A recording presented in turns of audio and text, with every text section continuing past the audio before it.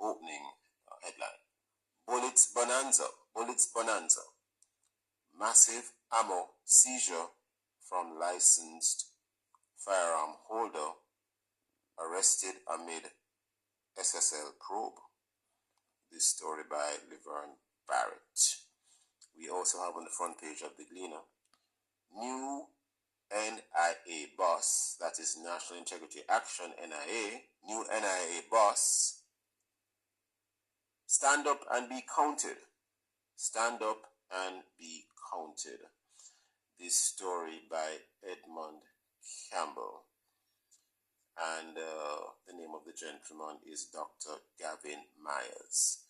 We have item of sad news. We have a reference to a story at page A3.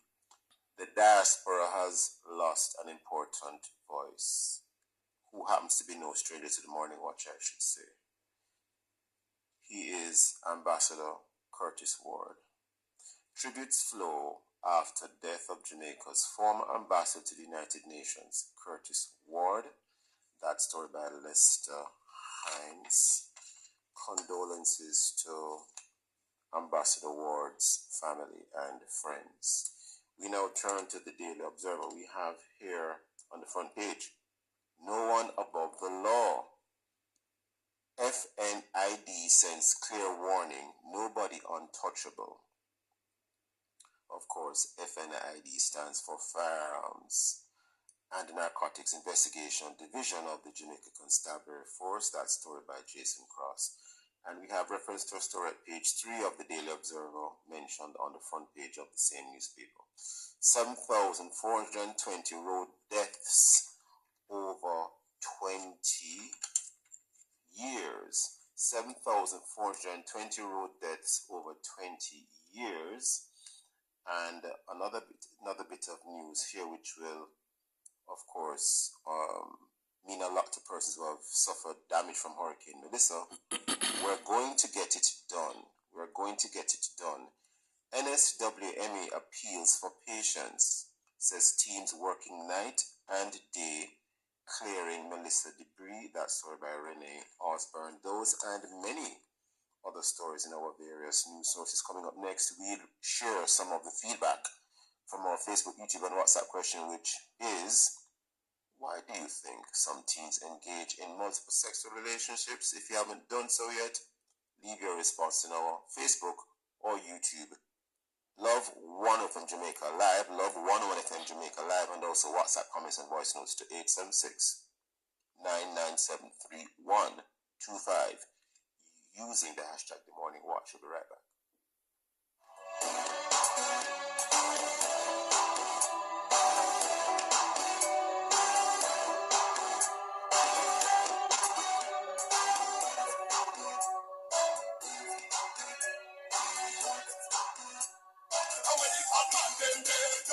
On the next mailbox, we will be rocking to the beat and dancing to the tune of A New Sound Part 2. A new sound often refers to musical projects reimagining classics or cultural shifts, creating fresh genres involving new techniques, instruments, or emotional tones, reflecting innovation and breaking from the past into music and media. It signifies sonic evolution, whether through genre fusion, advanced sound design, or cultural expression.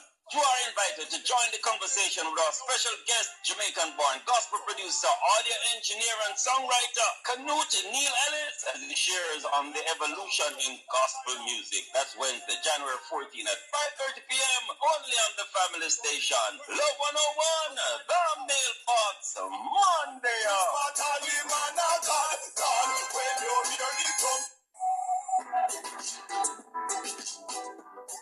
Tuesday, January 13 on The Rock, join guests Carrie Morrison and Minister Donna Hughes-Stewart as they continue the deep dive into African spirituality and its connection to the Christian walk.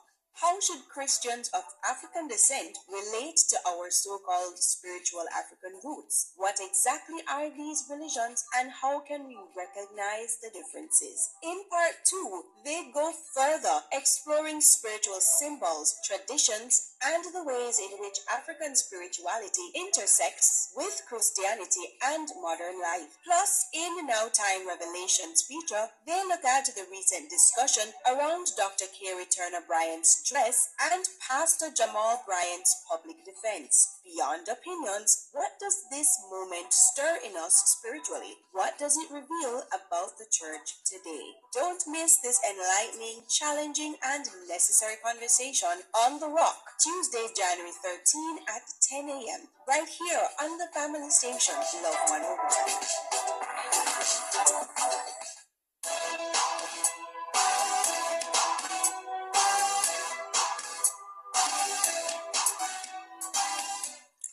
Welcome back to the Morning Watch. I'm your host, Stokely Marshall.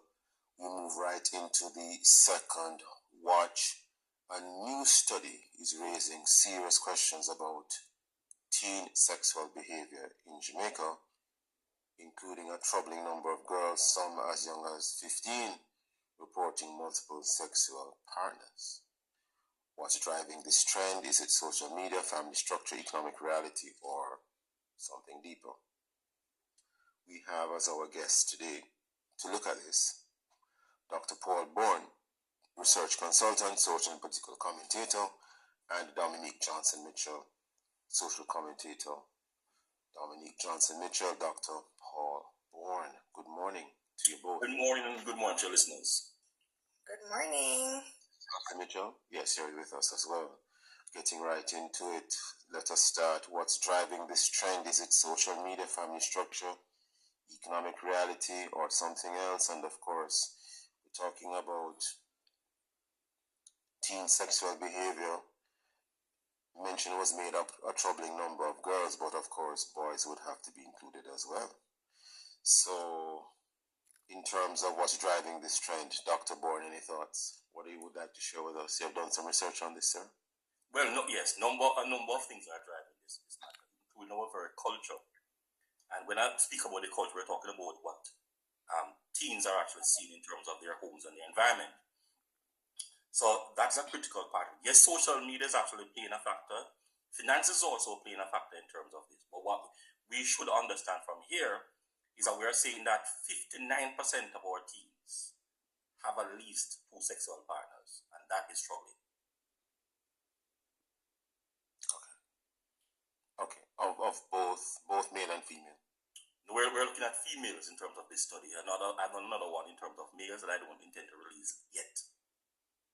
Okay, I see. So we're sort of trying to pull information out of you in relation to an unreleased study, sir. Yeah, you are. All right. You are. Okay. All right. As a female, Mrs. Johnson Mitchell, I don't know if you would like to weigh in because you are a female, you're a woman, you're a Christian. I don't know if you have any. You're of particular age. You're quite young, madam. I don't know if you have any thoughts you want to share with us. If you would like to weigh in on this.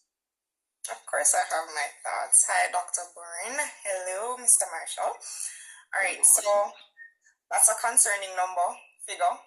Doctor, I'm not going to lie, 59% is extremely high, as is. And you would have touched on some of the factors that would have been used to indicate how we are able to notice that some of our females are within that type of behavior, right?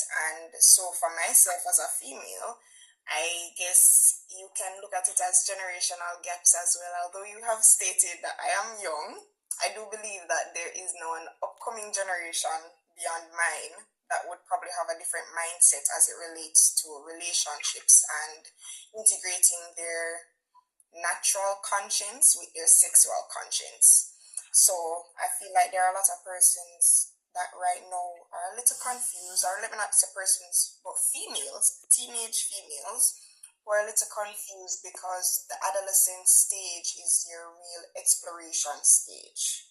And sometimes that exploration involves sexual experimentation as well. So that's where I'm at with that right now. Mindsets, that's where I'm at. Well, thank you for that contribution.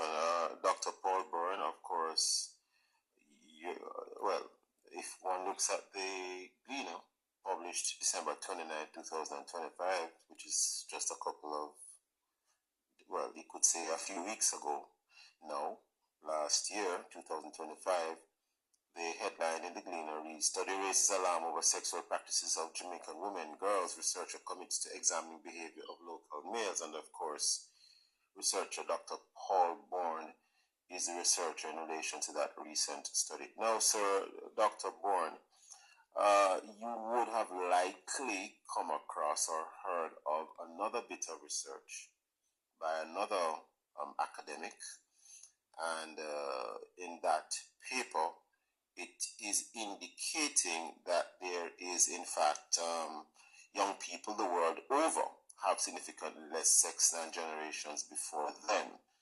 I don't know if you have any thoughts to share in relation to your study versus the views of that other academic. Well, I mean, Dr. Gates' study is not contradicting mine, neither is mine contradicting his. It's just actually making up some context as to what is going on. That what tells you something. Dr. Herbert Gate of the UWI, yes, go ahead. Yes, it tells you a whole lot. Because what does it mean? I mean, and the findings are in keeping with what happens in terms of historical context, all right?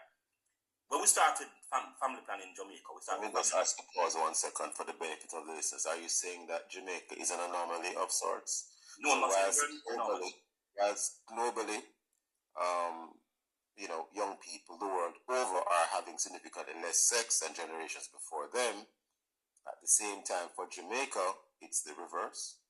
No, I'm saying to you, let's look at some facts and you'll understand what Dr. Gale is really saying. Before you go there, I see where we are already upon a break. And after that, you can elaborate, and then, of course, we can have Mrs. Johnson Mitchell comment as well. Listeners and viewers, please stay with us. We'll be right back on the Morning Watch.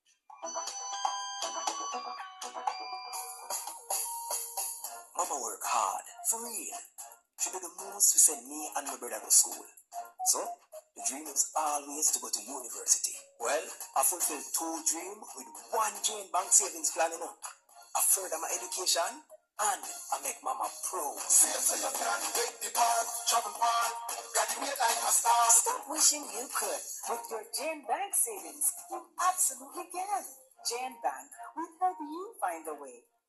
The best kind of insurance is the one you don't have to think about, especially when you have more on your mind.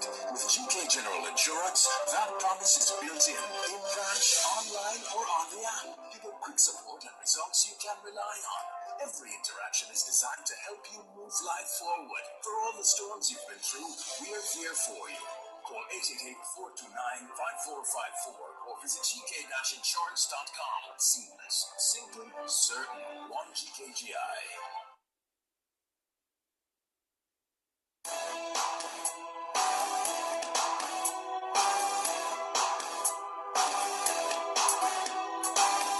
Welcome back to the Morning Watch. I'm your host, Stokely Marshall. We are in the second watch, and the topic is examining the rise in female teens having multiple sex partners. Our guests are Dr. Paul Bourne, research consultant, social and political commentator, and social commentator Dominique Johnson Mitchell, Mrs. Johnson Mitchell. Just before the break, just Dr. Bourne, having heard you initially, then, of course, Mrs. Johnson Mitchell, I had posed a question to you in connection with your study in relation to Jamaica concerning girls, young girls, teenage girls, and another study by Dr. Herbert Gale at the University of West Indies, where he referred to the fact that the world over, teens or young people are having, young people are having less sex. So you were about to, you said your study doesn't conflict with his. Yeah, it's revealing. You were about to elaborate somewhere and elucidate for us. Take us through that, please. All right. So we are saying people's sexual behavior is sort of always there's an indicator of that behavior. And what is an indicator of that behavior is children, all right? Now, their sexual behavior.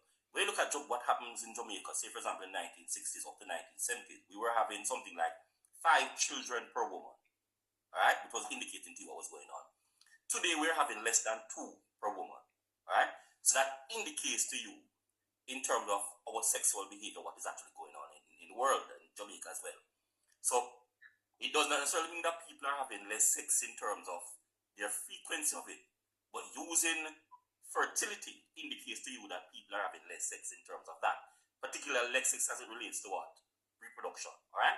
So, that is somewhat of a nutshell as to what is really going on. So, people are having less sex, yes. But let's look at some numbers in terms of what happens in terms of Jamaica. Before the 94% of the persons that we actually spoke to said that they were having sex.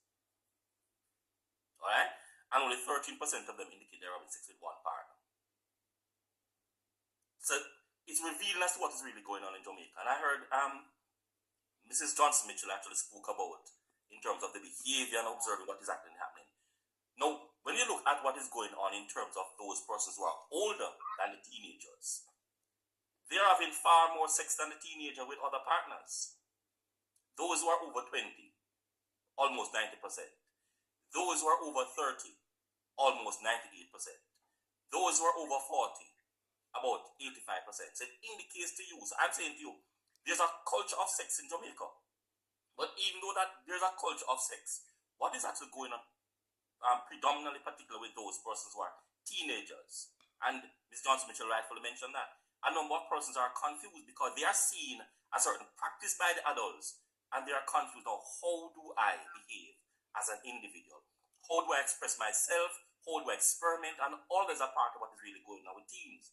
So a number of teens now are being initiated to actually have sex not by teens, but by older persons. Older men, older women, and sometimes they do this for economic reasons. So when you really try to understand what is really going on, it's not that Herbert Gale is saying, listen, we're having less sex so we are safe. That's not what it really means. It means that our behavior is such that yes, we could be having less sex in terms of having children, or people don't want children, but a part of what is actually going on with those persons who are teenagers, they're at the stage of confusion. Why are they confused? They are seeing the adults with a certain behavior, and they are trying to understand. Having watched television, having been exposed to social media, how do I express myself sexually? And that's the part where the Well, I'm looking at something he has here as published here in the Gleaner. That one is, of course, dated January the 11th, 2026. And, of course, that was just Sunday. And it makes reference to the following. I want to ensure that I'm quoting from the correct section. Social anthropologist and University of West Indies University lecturer Dr. Herbert Gale says that Jamaica is also seeing increased sexlessness despite a perceived increase in sexual activity as a result of more frequent showing of sexual content across various media. So he's saying that there's a perception of an increase in sexual activity when that is not so. Any thoughts on that? Dr. Gale is my mentor. Right? He hasn't taught me what to do research. So he must have some value in terms of what is happening. But what I'm presenting to you now are self-reported data. National self-reported data in terms of Jamaica. Mathematically done, alright? So what we're saying is that it means a whole lot to us now. Because if persons are having less sex, and we are saying that 94%, 95%, 59% of them are having multiple sexual partners, that indicates you what our generation was actually going through before them. And what that generation is doing. And that explains further why a number of young people are confused. They see their adults behave in a particular way. They see it. They lived it. And now they are here confused. What do? I want a house. I want this. I want that. I'm not going to be having children. I'm not going to be doing this. But at the same time, mommy is saying to you, where's your child? You're now 20. You're now 25. Where's your child? When I was 17, I have my first one. So all that's a part of the pressure, what the young persons are going through. So a number of them are going to be withholding, definitely. And some of them that are going to be engaged are going to have multiple partners as they seek to navigate this world and being tricked by many of the persons who are adults. Interesting. interesting. Well, the issues of the studies, they might appear on the face of it to be some divergence, but notwithstanding, what you're both saying is quite interesting. And Mrs. Johnson Mitchell, I don't know if you have any comments in relation to what Dr. Bourne has just said, because he has said quite a lot. Yes, he has said quite a lot, but not in vain. I believe Dr. Bourne and I will be kind of co-linking as it relates to the statements that we're about to make in regards to what the topic is. So he's spot on. I mean, not to discredit that you're already a doctor, so of course you'll be spot on with most of these details, but in the case of a socioeconomic impact that it might have on the mindset of the teenagers, in a social or societal stance, we can look at the fact that many of them would have been born to teenage parents. A few of them also have been exposed to friends who have become teenage parents. And in light of that, there can be some pressure. I mean, to the average mind, you'd be like, why would you be pressured to have a child that young, and so forth and so forth? But it is easy to not feel encapsulated by that detail because we're not a part of that demographic, right? And I feel like a lot of the times, ignorance is what stems a lot of the commentary that comes from Jamaicans, because we have completely gone into this phase where we strongly believe that psychology and the psychosis of many of our Jamaicans, inclusive of teens, is taboo. So we try to stem away from the fact that we have to really integrate what happens within the demographic of each individual, right? The economic standpoint would now be as it relates to dependency. Sir Bourne touched on it. You have so many teenagers who, social media has shown them where a lot of known content creators are doing this and doing that, and the first thing they say is, oh, I'm 22 and I have a house, I have 3 cars, da, da, da, da. That pressure is so heavy on social media, so much so that persons have now aligned themselves with a timeline. So if I'm 22 and I don't have my first BMW X6, I am doing everything that is wrong. I am doing everything that is wrong. And so this is now where you find that the women, especially the females, will now send themselves into this spiral of how to make money or how to get to that place. And that's where we have transactional relationships coming in. The transactional relationships are oftentimes not a part of what we would consider monogamy.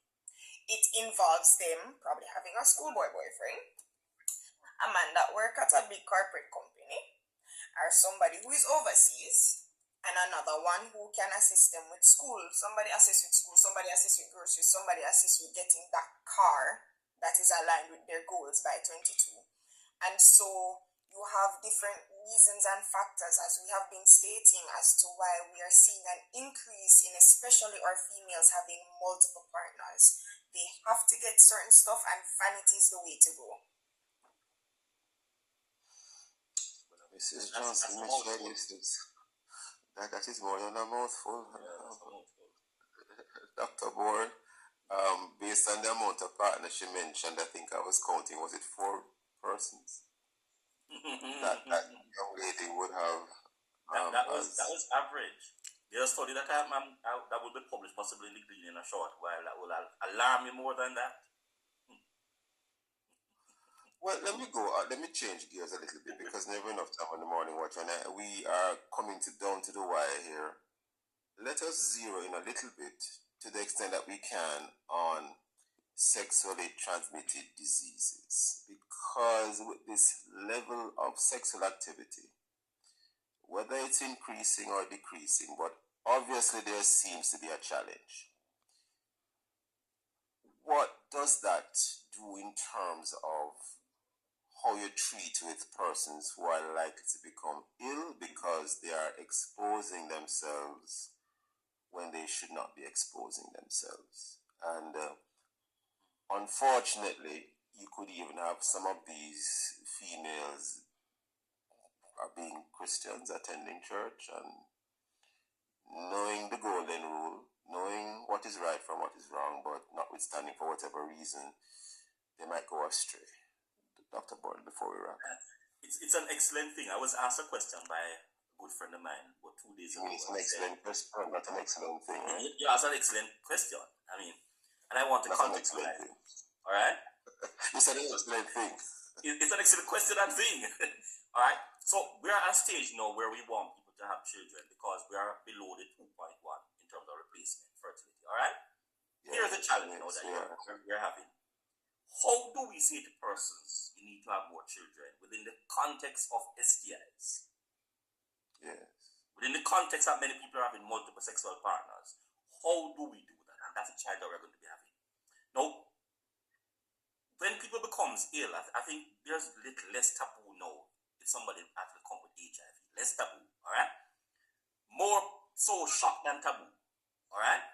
Now, why are some persons still shocked? Because I know what persons are still even getting into the taboo nature of anything, just the fact that you become ill. Might have challenges with your education, with working. You have to be focusing on, getting well, staying healthy.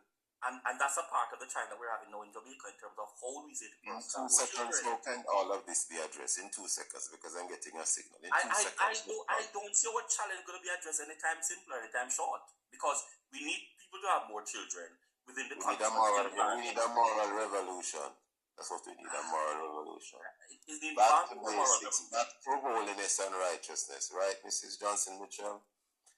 We will wrap right there for this morning watch. I want to thank Mrs. Johnson Mitchell and Dr. Bourne for this very interesting conversation. Wish we had more time, but alas, I think we know the answers. It's just that sometimes, as people, for whatever reason, people are not doing what they should be doing. They're doing the wrong things. I want to thank you, Dr. Bourne and Mrs.